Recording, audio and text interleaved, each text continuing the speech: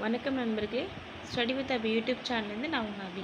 இன்றைக்கி நம்ம பார்க்க போகிறது இயல் 3, அதாவது விருந்தை பற்றி தான் நம்ம பார்க்க போகிறோம். அதுதான் இந்த டாபிக், சரிங்களா? விருந்து அப்படிங்கிறதே நம்ம தமிழரோட பண்பாடு. அதை பற்றி தான் இந்த லெசனில் இருக்குது, சரிங்களா? வாங்க பார்க்கலாம்.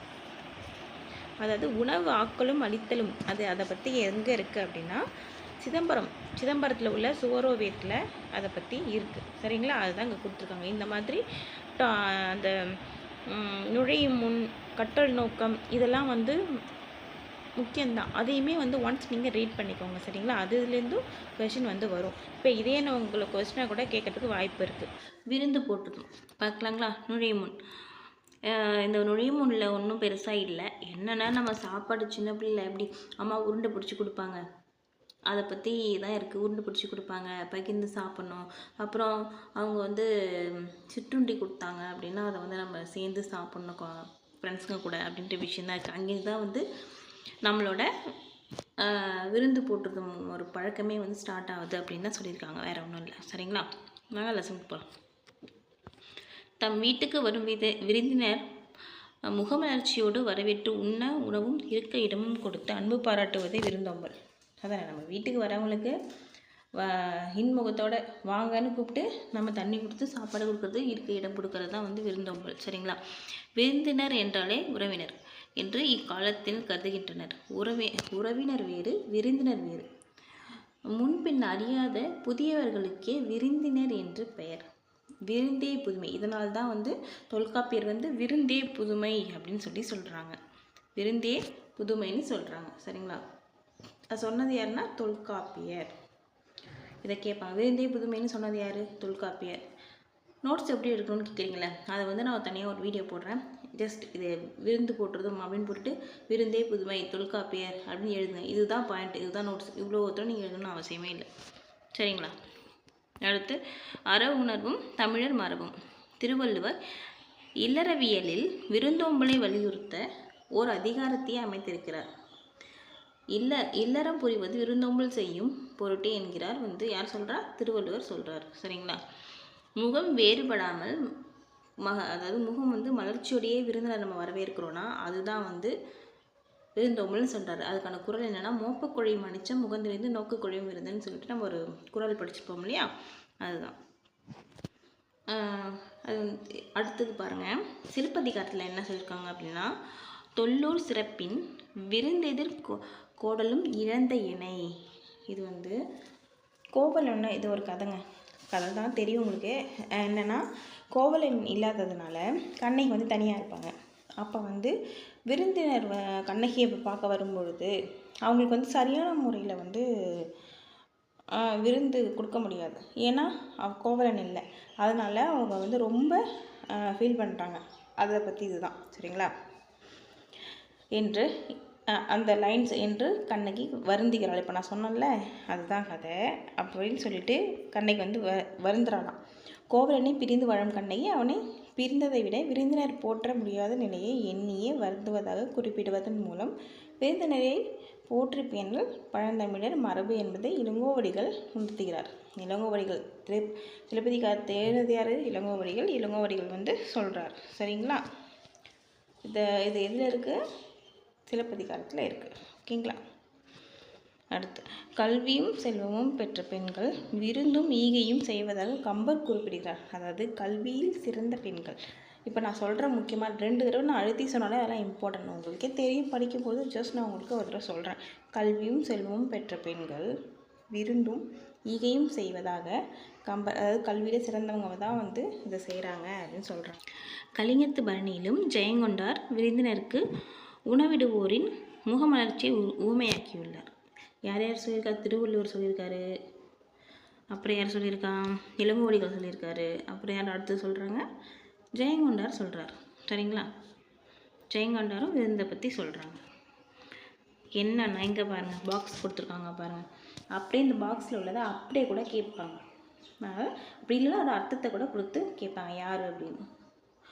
பொருந்து செல்வமும் கல்வியும் பூந்தலால் வருந்தி வந்தவர்க்கு ஈதலும் வைகளும் விருந்தும் அன்றி விளைவன யாவையே. கம்பராமாயணம். இதில் யார் யார் சொல்கிறா? ஃபஸ்ட்டு திருவள்ளுவர் சொல்லிட்டாரு, அடுத்தது இளங்கோவடிகள் சொல்லிட்டாங்க, அடுத்தது கம்பர் சொல்கிறாரு, அடுத்தது ஜெயங்கொண்டார் சொல்கிறாரு. சரிங்களா? இந்த இது கம்பராமாயணத்தில் இந்த ஒரு லைன்ஸு அப்படியே இதை எழுதி வச்சுக்கோங்க. சரிங்களா? அப்படியே இதை கேட்க வாய்ப்பு இருக்குது. அது மாதிரி அடுத்தது கலிங்கத்து பரணியில் என்ன சொல்லியிருக்காங்கன்ற லைன், விருந்தினரும் வறியவரும் நெருங்கியுண்ண மென்மேலும் முகமலரும் மேலோர் போல. சரிங்களா? அதாவது எப்படி ஞாபகம் வச்சுக்கிங்கன்னா, கலிங்கத்து பரணியில் பரணி எழுதின ஜெயங்கொண்டார் சொல்கிறாராம். இப்போ ஜெயங்கொண்டன்னு ஒரு ஊருங்க. அந்த ஊரில் நீங்கள் போகிறீங்க, அங்கே உங்கள் சொந்தக்காரங்க இருக்காங்க, நீங்களும் உங்கள் சொந்தக்காரங்களும் சேர்ந்து உட்காந்து சாப்பிட்றீங்க அப்படின்னு ஒரு ஞாபகம் வச்சுக்கோங்க. ஜெயங்கொண்டார் என்ன எழுதியிருக்காரு, கலிங்கத்து பரணி ஞாபகம் வந்துடும். சரிங்களா? நம்ம ஒன்று படிக்கும்போதே நம்ம லைஃப்பில் உள்ள உறவினர், ஃப்ரெண்ட்ஸ், இந்த மாதிரி உள்ளவங்களெலாம் வந்து ஷார்ட்கட்டாக நம்ம வச்சுக்கிட்டா தான் நமக்கு நல்லா ஞாபகம் வரும். சரிங்களா? அடுத்து தனித்து உண்ணாமை என்பது தமிழரின் விருந்தோம்பல் பண்பின் அடிப்படை. தனித்து உண்ணக்கூடாது, அதுதான் வந்து விருந்தோட அடிப்படை. சரிங்களா? அமிர்தமே கிடைத்தாலும் தாமே உண்ணாது பிறருக்கும் கொடுப்பர் நல்லோர். என்னதான் உனக்கு அமிர்தமே கிடைச்சாலும் அதை நீ மற்றவங்களுக்கு கொடுத்துட்டு கொஞ்சம் சாப்பிடுவேன்னு சொல்கிறாங்க. சரி, அத்தகையோரால் தான் உலகம் நிலைத்திருக்கிறது என்பதை புறநானூரில் எப்படி சொல்கிறாங்கன்னா, இளம்பெருவழுதின்றவங்க, கடலுள் மாய்ந்த இளம்பெருவழுதி. சரிங்களா? உண்டால் அம்ம இவ்வுலகம் இந்திரர் அமிர்தம் இயைவதாயினும் இனிது என தமியர் உண்டலும் இலரே அப்படின்னு சொன்னது புறநானூரில் கடலுள் மாய்ந்த இளம்பெருவழுதி சொல்லியிருக்காங்க. சரிங்களா? இதை அப்படியே கேட்பாங்க. உண்டால் அம்ம இவ்வுலகம் இந்திரர் அமிர்தம் இயைவதாயினும் அப்படின்னு அப்படியே லைனை கொடுத்துருவாங்க. சரிங்களா? அதனால் இதெல்லாம் இந்த ரெட் லைனில் கொடுத்ததெல்லாம் ரொம்ப இம்பார்ட்டன்ட். சரிங்களா? அடுத்து அல்லிலாயினும் விருந்துவரின் உவக்கும் அப்படின்னு நற்றினியில் சொல்லியிருப்பாங்க. அல்லிலாயினும் விருந்துவரின் உவக்கும். விருந்தோம்பல் என்பது பெண்களின் சிறந்த பண்புகளில் ஒன்றாக கருதப்படுகிறது. நடு இரவில் விருந்தினர் வந்தாலும் மகிழ்ந்து வரவேற்று உணவிடும் நல்லியல்பு குடும்ப தலைவிக்கு உண்டு. அதாவது எத்தனை மணிக்கு வந்தாலும் என்ன பண்ணுறது, நம்ம தான் செஞ்சாகணும், வேறு வழி. அப்படி கூட வச்சுக்கலாம், இல்லை இப்படியும் வச்சுக்கலாம். அதை வந்து அல்லிலாயினும் விருந்துவரின் உவக்கும், அது வந்து நல்ல பழக்கம் அப்படிங்கிறனால நற்றினை இப்படி ஷார்ட்கட் வச்சுருப்பாங்க. நல்ல அல்லில்னா இரவு. சரிங்களா? இரவில் வந்தாலும் அது வந்து நம்ம விருந்து கொடுக்குறோம் இல்லையா, அது நல்ல பழக்கம். ஸோ நற்றினை. ஓகேங்களா? அடுத்தது இன்மையிலும் இல்லை, ஒரு பொருளே நம்ம வீட்டில் இல்லைனாலும் விருந்தோம்பல் பண்ணணும். வீட்டிற்கு வந்தவருக்கு வரி நிலையில் எவ்வழியிலேயோ எப்படியாவது ஒரு வகையில் அவங்களுக்கு வந்து நம்ம விருந்து கொடுக்கணும். அந்த காலத்துலேருந்து அதான் வந்து பண்பாடு. சரிங்களா? தானியம் ஏதும் இல்லாத நிலையிலும் விதைக்காக வைத்திருந்த திணையை உரலில் இட்டு குத்தி எடுத்து விருந்தினருக்கு விருந்தளித்தால் தலைவி. எதுவுமே இல்லையா, நிலத்தில் வந்து விதைச்சிருக்காங்களாம், அதை போய் எடுத்துகிட்டு வந்து உரலில் இட்டு சமைச்சு கொடுத்தாங்களாம். அதை புறநானூரில் சொல்லியிருக்காங்க. சரிங்களா?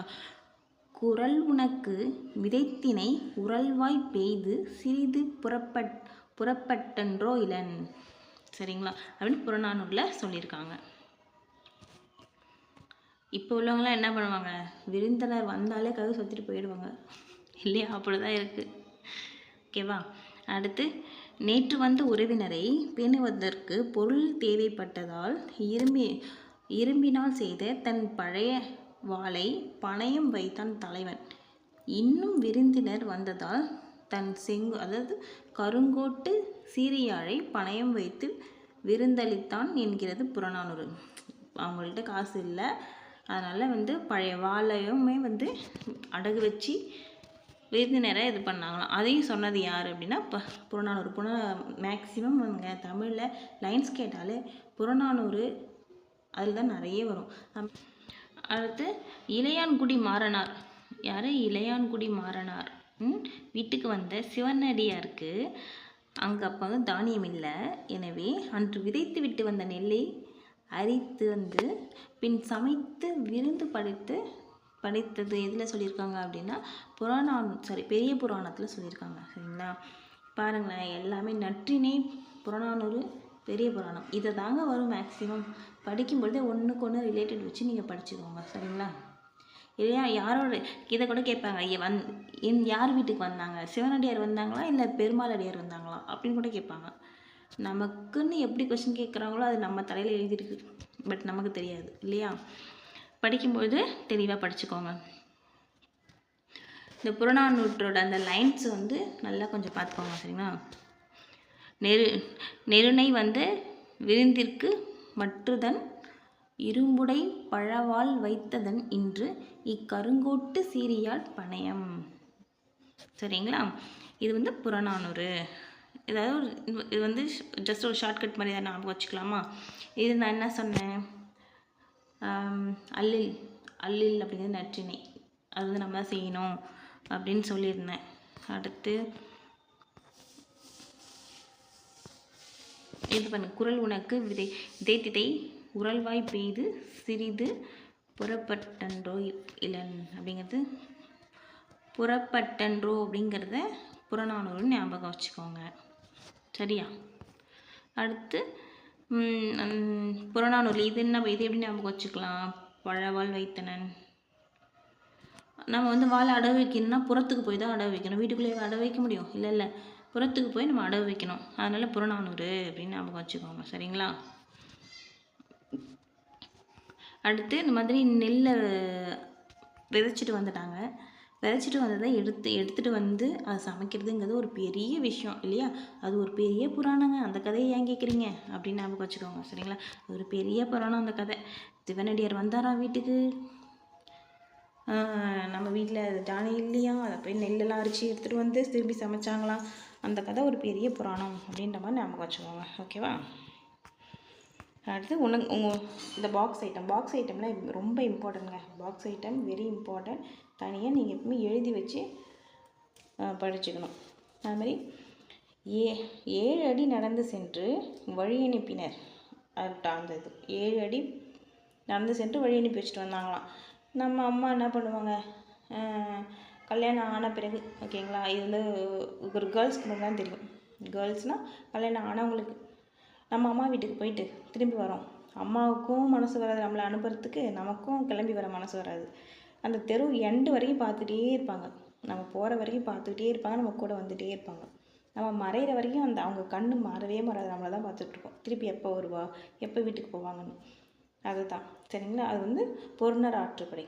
ரொம்ப பொறுமை வேணும் அதுக்கெலாம். அந்த பெண்ணுக்கு தான் அந்த பொறுமை இருக்கும் இல்லையா? அதனால் பொருணர் ஆற்றுப்படை அப்படின்னு ஞாபகம் வச்சுக்கோங்க. சரிங்களா? காலின் 7 அடி பின் சென்று அப்படின்னா பொருணர் ஆற்றுப்படை. சரிங்களா? அடுத்து நிலத்திற்கேற்ற விருந்து. அதாவது நெய்தல் நிலத்தவர் பாணர்களை வரவேற்று குழல்மீன் கறியும் பிறவும் கொடுத்தனர் என்கிறது சிறுபானாற்றுப்படை. சரிங்களா? எது சொல்கிறதுனா சிறுபானாற்றுப்படை. நமக்கு நார்மலாகவே தெரியும், இந்த நெய்தல் நிலம் அப்படின்னா, நெய்தல் நிலத்தில் யார் இருப்பாங்க, பரதவர். அவங்களாம் மீன் தானே பிடிப்பாங்க, மீன் தானே சாப்பிடுவாங்க. அதனால் அவங்களுக்கு இதெல்லாம் கொடுக்குறாங்க. அது வந்து பிறவும் கொடுத்தனர் சிறுபானாற்றுப்படை வந்து சொல்லுது. அதை நம்ம எப்படி ஞாபகம் வச்சுக்கலாம்னா, நெய்தல் நிலத்தவர் மீன் சாப்பிட்றாங்க, அது வந்து சிறு அமௌண்ட் இருந்தாலே வாங்கிடலாம். அதாவது மீன் ஒரு 50 ரூபாய்க்கு மீன் வாங்கினா அன்னைய டேவே முடிஞ்சிடுச்சு இல்லையா? நாங்கள் 50 ரூபாய்க்கு 100 ரூபாய்க்குலாம் வந்து ஒரு நாள் குழம்பு வச்சு நம்ம சாப்பிட்ற அளவுக்கு சிறு அமௌண்ட்லேயே கிடச்சிரும். அதனால் சிறுபானாற்றுப்படை அப்படின்னு ஞாபகம் வச்சுக்கோங்க. எனக்கு தெரிஞ்ச மாதிரி நான் ஷார்ட்கட் சொல்கிறேன், உங்களுக்கு தெரிஞ்சதுன்னா நீங்கள் கமெண்ட் பண்ணுங்கள், அது இன்னொருத்தவங்களுக்கும் யூஸ்ஃபுல்லாக இருக்கும். சரியா? அடுத்து பாக்ஸ் ஐட்டம்.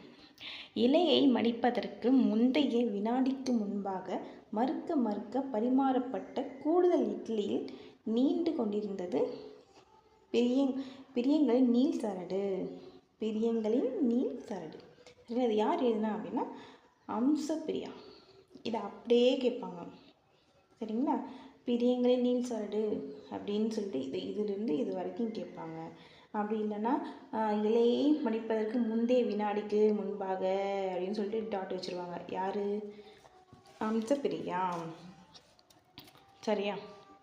அடுத்து விருந்தை எதிர்கொள்ளும் தன்மை. எப்படி நம்ம விருந்து வந்து எதிர்கொள்ளணும் அப்படின்னு, இல்லத்தில் பலரும் நுழையும் அளவிற்கு உள்ள பெரிய வாயிலை இரவில் மூடுவதற்கு முன்னர் உணவு உண்ண வேண்டியவர்கள் யாரேனும் உள்ளீர்களா என்று கேட்கும் வழக்கம் வந்து இருந்துச்சு.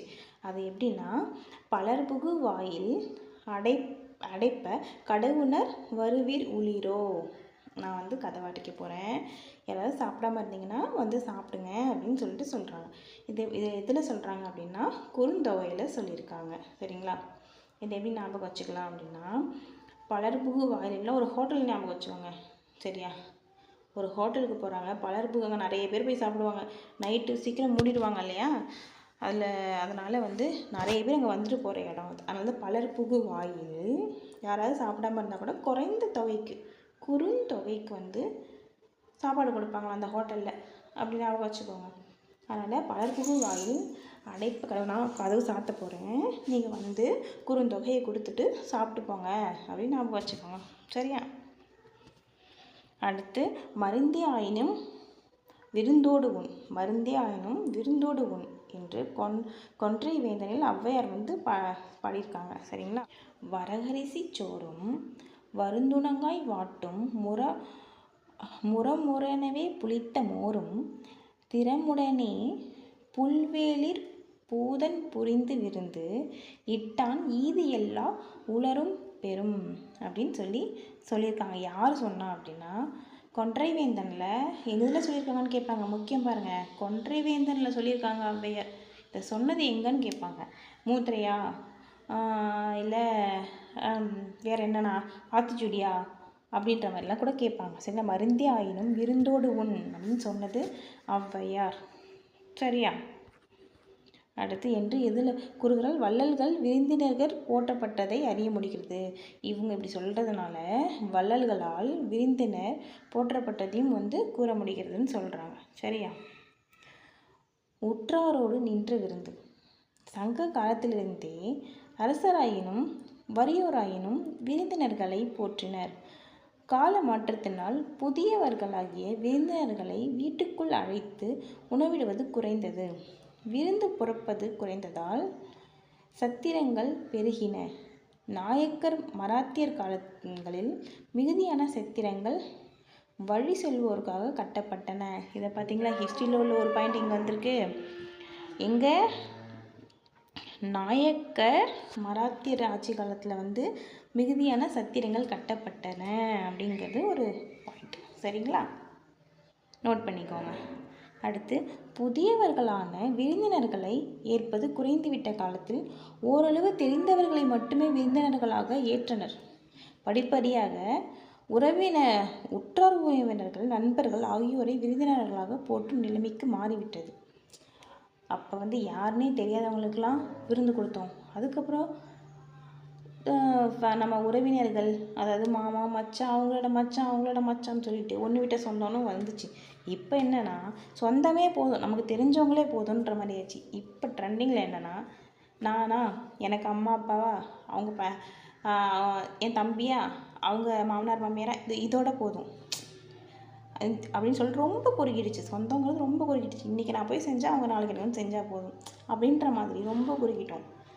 சரிங்களா? ஏன்னா ப்ரொஃபஷனலும் அப்படி எல்லா வேலைக்கு போகிறதுனால நம்ம வருஷத்துக்கு ஒரு தடவை ஏதாவது ஃபங்க்ஷனாக கூடுற மாதிரி தான் இருக்குது இல்லையா? அதுதான் சொல்கிறாங்க. அடுத்து, விருந்தோம்பல் வந்து இன்று எப்படி இருக்குன்னா, புதிதாக வருவோரின் இரவில் தங்குவதற்கு வீட்டின் முன்புறம் திண்ணையும் அதில் தலை வைக்க திண்டும் அமைத்தனர். இப்போ யாருன்னா முன்னோர்கள்லேருந்து அப்படி செஞ்சாங்க. ஆனால் இன்றைக்கி எப்படி இருக்குன்னா, இன்று வீட்டுக்கு திண்ணை வைத்து கட்டுவதில்லை. அறிமுகம் இல்லாத புதியவர்கள் விருந்தினர்களாக ஏற்பதும் இல்லை. இருப்பினும் திருவிழா காலங்களில் ஊருக்கு வரும் புதியவர்களையும் அழைத்து அன்போடு விருந்தளிப்பதை சில இடங்களில் காண முடிகிறது. ஆமாங்க, இப்போல்லாம் வந்து நம்ம புதுசாக ஒருத்தவங்க வீட்டுக்கு வந்து கதவு தட்டினாலே ஐயோ நம்மளை திருடனா கொள்ளடிக்க போகிறானா என்னன்னே தெரில. அதனால் புதுசாக யார் முகம் தெரியாதவங்களாம் கதவு சாத்திட்டு தான் பேசுகிறது. அப்படி ஆயிடுச்சு நம்ம நிலைமை. திருமணத்தை உறுதி செய்தல், திருமணம், வளைகாப்பு, பிறந்தநாள், புதுமணி புகுவிழா போன்றவற்றை இல்ல விழாக்களாகவே கொண்டாடினர். அப்போது மிகுதியான விருந்தினர்களை வரவேற்று உணவளித்து மகிழ்ந்தனர். அந்த இல்ல திருவிழா காலங்களில் அப்பகுதி வாழ் மக்களுக்கு வெளியூர் விருந்தினர்களுக்கு தேவையான உதவிகளை செய்தனர். காலப்போக்கில் அதான் இதாங்க, வேற ஒன்றும் இல்லைங்க. இந்த முடிஞ்சிடுச்சு. வேற இந்த பாயிண்ட்ல ஒன்றும் கிடையாது. சும்மா லைன் பை லைனாக படிக்கிறது நமக்கு வேஸ்ட் இல்லை, பாயிண்ட் கிடையாது. சரியா? இந்த பாக்ஸ் ஐட்டம் பார்ப்போம். வாழை இலையில் விருந்து. தமிழர் பண்பாட்டில் வாழை இலைக்கு தனி இடம் உண்டு. சரிங்களா? தலைவாழை இலையிட்டு தான் இன்றைக்கும் நம்ம என்ன பண்ணுறோம், ஒரு நல்ல தலைவாழை இலையில தான் சாமி படைப்போம். அதை நம்ம கொஞ்சம் கடைப்பிடிச்சிட்டு தான் இருக்கோம் இன்னமும். ஆனால் இப்போலாம் அந்த பேப்பர் பிளேட்லேயே அந்த வாழை இலையோட பிரிண்ட் வேறு வந்துருச்சு பாருங்கள். அந்த தட்டை பார்த்தாலே எனக்கு சிரிப்பு வந்துடும். அது ஒரு பிளேட்டு, அதில் ஒரு பிரிண்ட்டு. ஆனால் அதுவும் நல்லாயிருக்கு, ஃபேன்சியாக இருக்குதுன்னு சொல்லிட்டு யூஸ் பண்ணுறாங்க. ஆனால் இந்த பிளாஸ்டிக் எவ்வளோ கெமிக்கல்ங்கிறது தெரிய மாட்டேங்குது. அதுக்கு நீ சில்வர் தட்டு கூட யூஸ் பண்ணலாம். ஆனால் இந்த மாதிரி பிளாஸ்டிக் பிளேட்ஸ் அதெல்லாம் யூஸ் பண்ணாதீங்க. சரிங்களா? நம் மக்கள் வாழை இலையின் மருத்துவ பயன்களை அன்றி அறிந்திருந்தனர். வாழை இலையில் நம்ம சாப்பிட்டா அந்த சூடு அந்த இலையில பட்டு அது ஒரு ரியாக்ஷன் ஆகி அது மூலிமா நமக்கு நன்மை கொடுக்கும். அதுதான் உண்மை. சரிங்களா? தமிழர்கள் உணவு பரிமாறும் முறையை நன்கு அறிந்திருந்தனர். உண்பவரின் இடப்பக்கம் வாழை இலையின் குறுகலான பகுதியும் வலப்பக்கம் இலையின் விரித்த பகுதியும் வர வேண்டும். ஏனென்றால் வலது கையால் உணவு உண்ணும் பழக்கமுடையவர்கள் நாம். இலையில் இடது ஓரத்தில் உப்பு, ஊறுகாய், இனிப்பு முதலான அளவில் சிறிய உணவு வகைகளை வலது ஓரத்தில் காய்கறி, கீரை, கூட்டு முதலான அளவில் பெரிய உணவு வகைகளில் இந்த பக்கம் இருக்கணும். நடுவில் சோறும் வைத்து எடுத்துண்ண வசதியாக பரிமாறுவார்கள். உண்பவர் மனமறிந்து அவர்கள் விரும்பி சாப்பிடும் உணவு வகைகளை பரிவுடன் பரிமாறுவார்கள். இதை தான் நம்மளோட விருந்து. இதை தெரிஞ்சுப்போம். இது நான் எதுக்கு ஃபுல்லாக படித்தேன்னா, உண்மையாக சொல்லுங்கள், இந்த வீடியோ பார்க்குற எத்தனை பேருக்கு கரெக்டாக வாழை இலை போட்டு சாப்பிட தெரியாது? ஏன்னா எங்கள் வீட்டில் என் ஹஸ்பண்டே என்ன பண்ணுவாங்க, ஒரு நேரம் இந்த பக்கம் வச்சு சாப்பிடுவாங்க, அப்புறம் நான் வாழை இலையை திருப்புவேன். அதனால் நிறைய பேருக்கு வாழை இலை எப்படி வச்சு சாப்பிடணும் அப்படிங்கிறதே தெரியாது. என் நாத்தனார் சாப்பிட்றாங்க. ஒரு 2-3 days பேக் ஒரு சாமிக்காக படையல் போட்டோம். அது என்னென்னா, அவங்களுக்கு இலை எந்த பக்கம் போட்டு சாப்பிடணும்னு தெரியாமல் மாற்றி சாப்பிட்றாங்க. அப்புறம் நான் வாழை இலையை திருப்பி வைக்கிறேன். இன்னுமே நிறைய பேருக்கு வாழை இலை எப்படி போட்டு சாப்பிடணும்னு தெரியல, பரிமாற தெரியல, எந்த பக்கம் என்னென்ன பொருள் வைக்கணும் அப்படிங்கிறது தெரியல. ஏன்னா இப்போலாம் பார்த்திங்கன்னா கேட்ரிங்கில் சொல்லி கொடுக்குறாங்க, இதெல்லாம் இங்கே வைக்கணும், இதெல்லாம் இங்கே வைக்கணும். ஆனால் அந்த காலத்தில் எந்த கேட்ரிங்கை பார்த்தாங்க? அதுதான், அந்தளவுக்கு நம்மளாம் மாறிட்டோம். சரிங்களா? அடுத்து எத்திசையும் புகழ் மணக்க. இது ஒரு இம்பார்ட்டன்ட் பாக்ஸ். சரிங்களா? அமெரிக்காவின் மினசோட்டா தமிழ்ச்சங்கம். அமெரிக்கா எங்கே இருக்குங்க? அமெரிக்காவில் இருக்குது மினசோட்டா தமிழ்ச்சங்கம். வாழை இலை விருந்து விழா. வாழை இலை விருந்து இன்னும் நடந்துக்கிட்டு இருக்கு. ஆண்டுதோறும் கொண்டாடி வருகிறது. எல்லா வருஷமும் அமெரிக்காவில் உள்ள தமிழர்கள் அதில் போய் கலந்துக்கிறாங்க. சரிங்களா? இது இம்பார்ட்டன்ட். எந்த நிறுவனம் நடத்துது, எந்த சங்கம் நடத்துதுன்னா மினசோட்டா தமிழ்ச்சங்கம். சரிங்களா? இதில் வேறு ஒன்றும் இல்லை. கூட்டு பொரியல் எல்லாம் வைக்கிறாங்க. நம்ம எப்படி வைப்போமோ அதே மாதிரி வைக்கிறாங்க. அந்த பண்பாட்டை கடைபிடிக்கிறாங்க. அதுதான் சொல்கிறாங்க. சரிங்களா? அடுத்து இந்த பாயிண்ட் பாருங்கள். இட்டதோர் தாமரைப்பூ இதழ் விரித்திருத்தல் போலே வட்டமாய் புறாக்கள் கூடி இறையுண்ணும். அதுக்கப்புறம் லைன்ஸ் இருக்குது. இது யார் இந்த பாட்டு பாடுறேன்னா பாரதிதாசனார் இதை பாடுறாங்க. அதாவது ஒரு முத்தம் இருக்குது. முத்தம்னா தெரியும்ல, சென்ட்ரல் அந்த காலத்தில் சுத்துக்கட்டை வீடு அப்படி ஞாபகம் வச்சுக்கோங்க. அங்கே அந்த இது நான் எதனால் சொல்கிறேன் அப்படின்னா, பாரதியாரோட பாட்டில் புறாக்களுக்கு அந்த இது போடுவாங்க, திணை இதெல்லாம் போட்டுட்டு பாரதியார் நிற்பார். ஏன் இப்போ பாரதிதாசனுக்கு எதுக்கு பாரதியாரை கொண்டு வரீங்க அப்படின்னு கேட்காதீங்க. அந்த இதை பார்க்கும் பொழுது எனக்கு ஷார்ட்கட் பாரதிதாசன். ஆனால் எனக்கு கரெக்டாக வந்துடும். பட் அந்த சீன் எனக்கு அப்படியே மைண்டுக்குள்ளே இருக்குது. சரிங்களா? இட்டதோர் தாமரைப்பூ இதழ் விரித்திருத்தல் போலே வட்டமாய் புறாக்கள் கூடி இறையுண்ணுது. சரிங்களா? அதை பாடினது யாருன்னா பாரதிதாசனார். சரிங்களா? இதோட இந்த பாடம் நிறைவடைச்சிருச்சுங்க. இவ்வளோலாம் இம்பார்ட்டன்ட் லெசன். இது கண்டிப்பாக ஒரு கொஷின் வரத்துக்கு வாய்ப்பு இருக்குது. அதனால் நல்லா இதை படிச்சுக்கோங்க. டெஸ்ட்டுக்கு ரெடி ஆகிடுங்க. ஓகே, நன்றி.